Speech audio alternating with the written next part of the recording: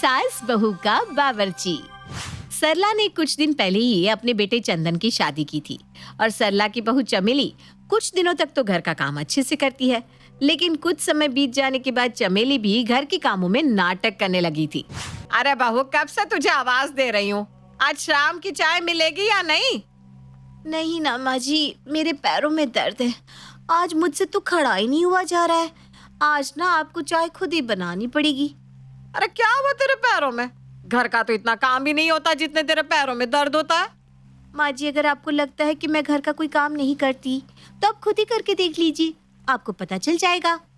तेरी उम्र की थी ना, सुबह से लेकर शाम तक चलती ही रहती थी घर में इधर उधर, लेकिन थकती नहीं थी। आजकल के बच्चे 2 काम करके थक जाते हैं। सरला ये बोल ही रही थी, तभी उसकी पड़ोसन किशोरी वहाँ आती है। अरे सरला, चल थोड़ा टहल कर आते हैं। बैठे बैठे बस हाथ पैर जाम हो रहे हैं। नहीं, मुझे कहीं नहीं जाना।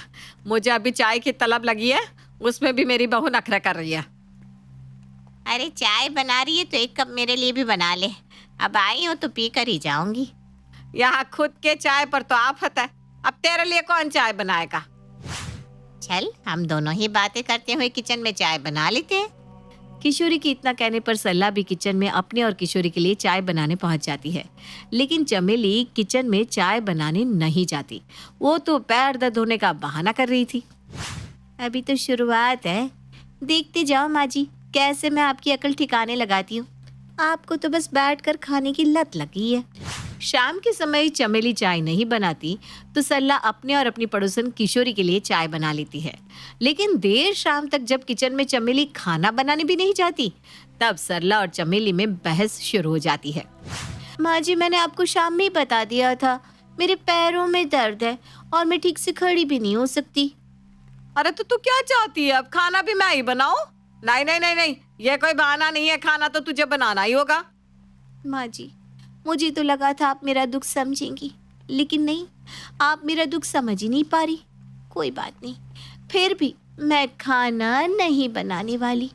ठीक है, अगर तू खाना नहीं बनाने वाली ना, तो मैं भी खाना नहीं बनाऊंगी। आज रहने दो ना, घर में सबको भूखे है। ठीक है माँ जी, जैसी आपकी मर्जी। मेरा क्या है, मैं तो सह भी लूंगी। आप अगर इस उम्र में नहीं खाओगी तो आपको तो 75 तरह की बीमारियां हो जाएंगी, देख लीजिएगा। इतना कहकर चमेली अपने कमरे में फोन पर बातें करने लग जाती है और सरला हॉल में टीवी देखने बैठ जाती है। इधर सरला का बेटा चंदन घर आता है और आते ही सोफे पर बैठते हुए अपनी माँ से कहता है, माँ खाने में क्या बनाया आज? बहुत थक गया हूँ, भूख भी बहुत तेज लग रही है। तेरी बीवी ने आज खाने में जिल्लत बनाई है, जा जाकर खा ले, साथ में अपनी बीवी की गालियां भी खा लियो। अरे माँ, आप ऐसे क्यों बात कर रही हो? क्या बात है, सब ठीक तो है ना? अरे ये जाकर तो अपनी पत्नी से पूछ, वही तेरे लिए अच्छा है। मुझे तो समझ में नहीं आता, सास बहू में कभी बनती क्यों नहीं? अभी तो मेरी शादी को 1 महीना भी नहीं हुआ, कभी मैं आपसे तो कभी उससे ताने ही सुन रहा हूँ। चंदन ऑफिस से थका हारा आता तो है, लेकिन अपनी माँ के ताने सुनकर निराश हो जाता है और जब अपने कमरे में जाता है तो चंदन को उसकी पत्नी भी ताने देती है। अब बेचारा चुपचाप हाथ पैर धोकर सो जाता है। अगली सुबह फिर से चंदन उठते ही अपनी माँ और पत्नी में झगड़ा दिखता है। लो, सुबह सुबह महाभारत टेलीकास्ट हो गई। अगर तूने आज खाना नहीं बनाया तो मैं तुझे अलग कर दूंगी। मैं अपने लिए खाना बना सकती हूँ, समझी ना तू? ठीक है माँ जी, तो तय रहा, आप अपने लिए खाना बना लेना, मैं अपने और उनके लिए खाना बना लिया करूंगी। माँ चमेली, आप दोनों इस तरह खाना बनाने को लेकर क्यों लड़ रही हो? ये कोई बात है क्या?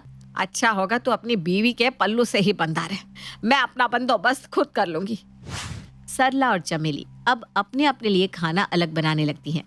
ऐसे ये 4-5 दिनों तक तो चलता है, लेकिन सुबह शाम दोनों एक ही समय पर किचन में खाना बनाने को लेकर भी अब झगड़ने लगते हैं। जब तू देख रही है कि मैं खाना बनाने आई हूँ, थोड़ी देर सब्र नहीं कर सकती?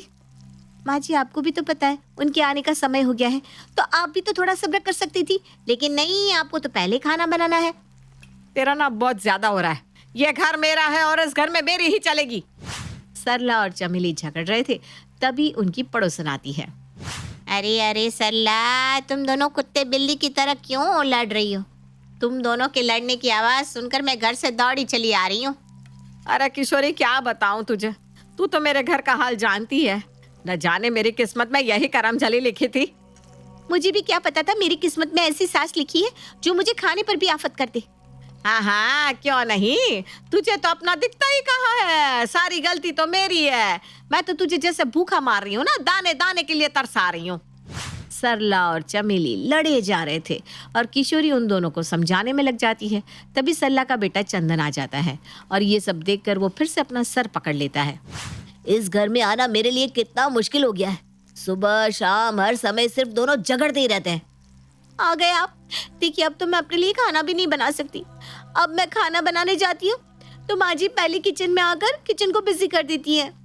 अरे इस उम्र में मुझसे धीरे धीरे काम होता है तो मैं क्या करूँ, तू ही बता बेटा। देखो आप दोनों झगड़ना बंद कर दो और मिलजुल कर रहो, वरना किसी दिन मैं पागल हो जाऊंगा।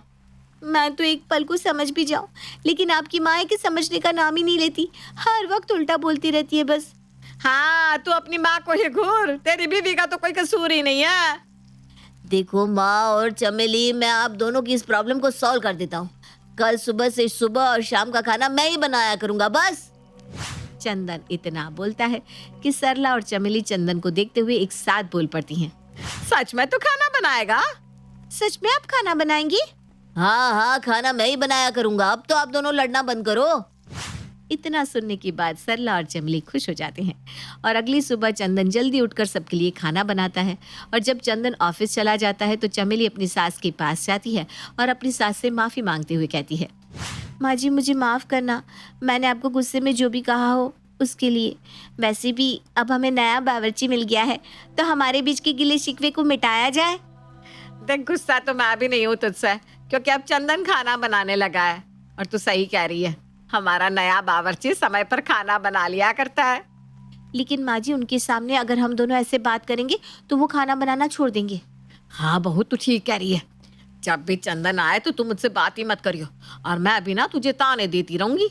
अब देर शाम भी चंदन ऑफिस से आता है। वो हाथ पैर धोने के बाद खाना बनाने में लग जाता है। ये देखकर सरला और चमेली बहुत खुश होते हैं, लेकिन बेचारा चंदन खाना बनाते हुए खुद से कह रहा था, मैं भी शादी करने के लिए मरा जा रहा था, अब पता चल रहा है कि शादी के बाद पतियों की हालत क्या होती है। वहीं दूसरी तरफ चंदन के हाथों का खाना खाने की बाद सरला और चमेली चंदन के खाने की तारीफ करते हैं। अरे वाह वाह वाह बेटा, क्या खाना बनाया है तूने। आज से पहले तो कभी तूने अपनी माँ के लिए खाना नहीं बनाया। चल ठीक ही है, देर आया तो रास्ता है। हाँ माँ जी आप सही कह रही हैं, खाना तो आप वाकई अच्छा बना लेते हैं। वैसे ये ड्यूटी अब परमानेंट आपकी ही रहेगी, क्यों माँ जी, सही कहा ना मैंने? हाँ बहू, एकदम सही कहा तूने। हाँ हाँ, क्यों नहीं, इस काम को मैंने शिद्दत से निभाया जो है। सरला और चमेली की लड़ाई में फंसता बेचारा चंदन है, जो ऑफिस से आने के बाद भी खाना बनाता था और ऑफिस जाने से पहले भी खाना बनाकर जाया करता। और सास बहू मजे से चंदन का बनाया हुआ खाना खाकर खुश थे। नंदिनी की शादी को अभी कुछ ही दिन हुए थे। नंदिनी की सास अंधविश्वासी महिला थी।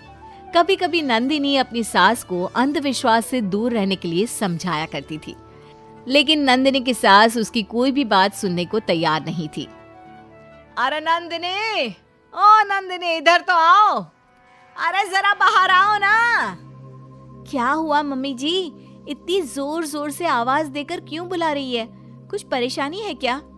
अरे बहू जरा देखो तो, ये दरवाजे के पास एक थैली में चूड़ियाँ किसकी रखी हुई है? हाँ मम्मी जी, इसमें तो लाल और हरी चूड़ियाँ रखी है और साथ में कोई कपड़ा भी है। लगता है कोई गलती से छोड़ गया है। अरे नहीं नहीं बहू, मुझे तो लगता है कि कोई जादू टोटका करके रख गया है यहाँ पर। मैं तो इसे हाथ नहीं लगाने वाली।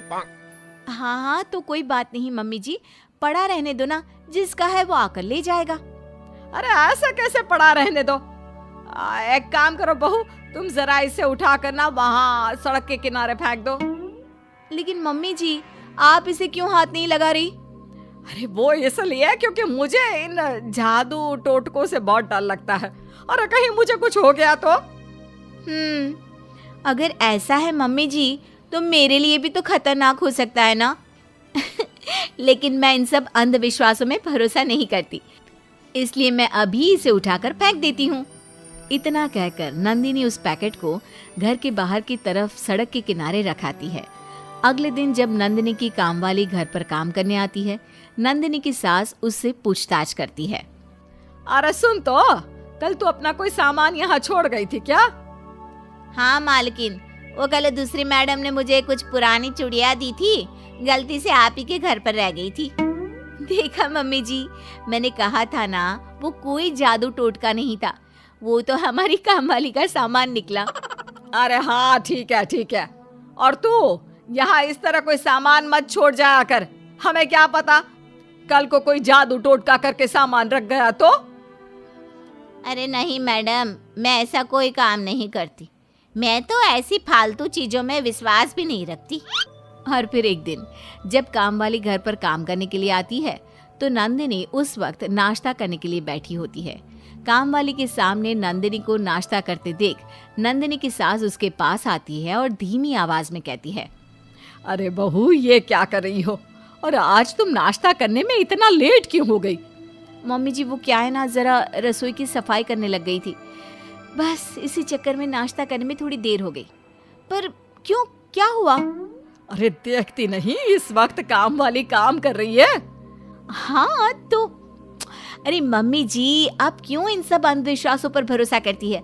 मैं आपसे कह रही हूँ ना, ऐसा कुछ नहीं होता, ये सब बेकार की बातें हैं। देखो बहू, तुम पढ़ी लिखी हो, इसका मतलब ये तो नहीं ना कि मुझे सब कुछ समझा दोगी। अरे मैंने जो कह दिया सो कह दिया। ठीक है मम्मी जी, जैसा आपको ठीक लगे। कुछ दिनों के बाद नंदिनी रसोई में आटा लगा रही थी, तभी नंदिनी की सास अचानक से वहां पर आती है। अरे बहू ये क्या कर रही हो तुम? अरे कुछ भी तो नहीं मम्मी जी, आटा ही तो लगा रही थी। हाँ वो तो मुझे भी दिख रहा है कि तुम आटा लगा रही हो, लेकिन जरा अपने हाथ में जो बर्तन पकड़ा है उसकी तरफ तो देखो। हाँ क्या हुआ, लोटा ही तो है मम्मी जी, कौन सा कोई हथियार पकड़ा है? अच्छी तरह जानती हूँ मेरी आंखें कमजोर नहीं है, अरे अभी अच्छी तरह दिखाई देता है मुझे। लेकिन बहू क्या तुम्हें इतना भी नहीं पता कि लोटे में पानी लेकर कभी आटा नहीं लगाते हैं? उसमें क्या परेशानी है मम्मी जी, मैं तो बहुत बार लोटे में पानी लेकर आटा लगा देती हूँ। अगर मेरी नजर पड़ी होती तो मैं तुम्हें कभी ऐसा करने नहीं देती। मम्मी जी इन छोटी छोटी बातों से क्या फर्क पड़ता है, उल्टा हम अगर इन्हीं बातों में उलझे रहते हैं तो जिंदगी में और कुछ कर ही नहीं सकते। सारा दिन यही सोचने में निकल जाता है कि कौन सा बर्तन नहीं लेना, कब खाना नहीं खाना। अरे देख बहू, मुझे ना इस तरह जवाब देने की कोई जरूरत नहीं है, क्या सही है क्या गलत मैं अच्छी तरह जानती हूँ, समझी? चुपचाप अपना काम करो। नंदिनी हर बार अपनी सास को समझाने की कोशिश करती, लेकिन अपनी अंधविश्वासी आदत के चलते नंदिनी की सास उसकी कोई बात सुनने को तैयार नहीं थी। उल्टा वो नंदिनी को ही बात बात पर डांट दिया करती थी। एक दिन नंदिनी और उसकी सास को बहुत जरूरी काम से कहीं जाना था, लेकिन उन दोनों को देर हो जाती है और इसीलिए वो जल्दी जल्दी तेज चलकर रेलवे स्टेशन की तरफ निकल पड़ती हैं। लेकिन घर से बाहर निकलते ही एक बिल्ली उनके सामने से गुजर जाती है। अरे अरे बहू रुक जाओ। अरे मम्मी जी, हम पहले ही लेट हो चुके हैं, अभी जल्दी से ऑटो नहीं पकड़ा तो हमारी ट्रेन छूट जाएगी। जानती है ना हमारा वहाँ जाना कितना जरूरी है। अरे बहू, बिल्ली ने रास्ता काट लिया है, अगर हम अभी गए तो जरूर कुछ ना कुछ अपशकुन हो जाएगा। और मम्मी जी, अगर हम नहीं गए तो हमारी ट्रेन जरूर छूट जाएगी। नंदिनी की सास की जिद के आगे नंदिनी की एक नहीं चलती, जिसकी वजह से उन दोनों की ट्रेन छूट जाती है और उनका वो जरूरी काम होने से रह जाता है।